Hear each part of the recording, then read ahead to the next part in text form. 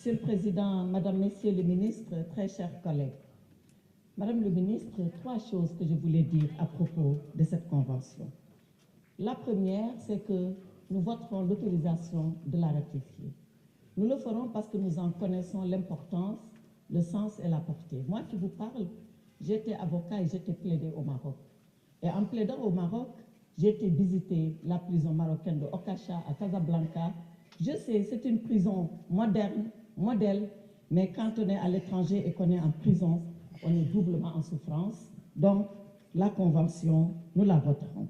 Deuxième chose que je voulais dire, que beaucoup de mes collègues ici ont relayé.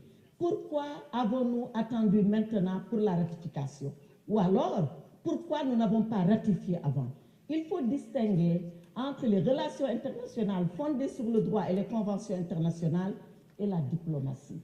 Parfois, c'est les relations internationales qui nous amènent à signer les conventions. Et c'est la diplomatie qui nous indique d'aller ratifier ou de ne pas ratifier.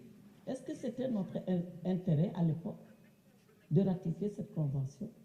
Est-ce qu'ici, on s'est posé cette question? Moi, j'ai visité les prisons marocaines. Je sais combien de Sénégalais il y avait à l'époque. Pas autant qu'il y a maintenant. Est-ce que c'est le Maroc qui avait beaucoup plus intérêt que nous?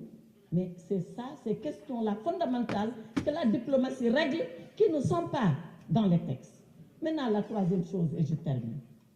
Tout le monde a parlé du président Macky Sall concernant cette affaire. Mais pourquoi le président Macky Sall, subitement, se retrouve au centre de cette discussion? Parce que il y a ici au Sénégal de soi-disant juristes qui sont d'ailleurs comme le médecin Diafaris dans Le Malade imaginaire, qui ne connaissent rien au droit, qui sont au droit, ce que ce médecin est à la médecine, qui ont dit oui, la loi concerne le président Macky Sall. Et tout le monde s'est mis à parler, à épiloguer, et il a fallu que Madame la Présidente de la Commission, que je salue au passage, Madame Fatou Diop Cissé, qu'elle sorte un communiqué pour dire le président Macky Sall n'est en rien concerné. Et qu'est-ce qu'on a fait après? On a fait courir la rumeur. Oui, c'est pas le président Macky Sall, mais le roi du Maroc lui a demandé de partir. On est parti de rumeur en rumeur, on a enflé cela, on a été chercher un petit site miteux et pouilleux pour dire que c'est eux qui ont dit ça. Et quand la rumeur a fini de s'enfler au Sénégal, qu'est-ce qu'ils ont fait, les Marocains? Les Marocains, ils ont peint le président Macky Sall sur leur mur et lui ont dit « Ahlan wa sahlan ».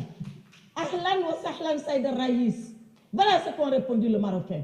Alors arrêtez ce débat, arrêtez les rumeurs. La rumeur, elle n'a jamais donné à manger à la fin de la journée. La rumeur, elle n'a jamais fait signer un contrat de travail. La rumeur, elle n'a jamais rendu heureux. Soyons sérieux entre nous et parlons de choses sérieuses et faisons avancer le Sénégal. Ahlan wa sahlan, président Macky Sall. Il a choisi de vivre au Maroc parce que c'est sa liberté. Et il l'a dit avant de quitter le pouvoir. Allez regarder les archives. Chaque fois qu'on lui a dit qu'allez-vous faire, monsieur le président, si vous quittez le pouvoir, il a dit je ferai comme mes prédécesseurs. Je quitterai le pays pour ne pas déranger le nouveau pouvoir. Mais je n'irai pas en Europe. Je resterai dans un pays africain. Et il est resté dans un pays africain qui lui a dit Ahlan wa sahlan et qui va continuer à lui dire Ahlan wa sahlan. Donc, Macky Sall sera au Maroc tant que c'est sa volonté. Il rentrera au Sénégal quand il le voudra. Arrêtez les rumeurs. Je vous remercie, monsieur le président. Merci beaucoup, honorable. Honorable député Mohamed Salim Aïb Dafé, vous avez la parole. Dernier orateur.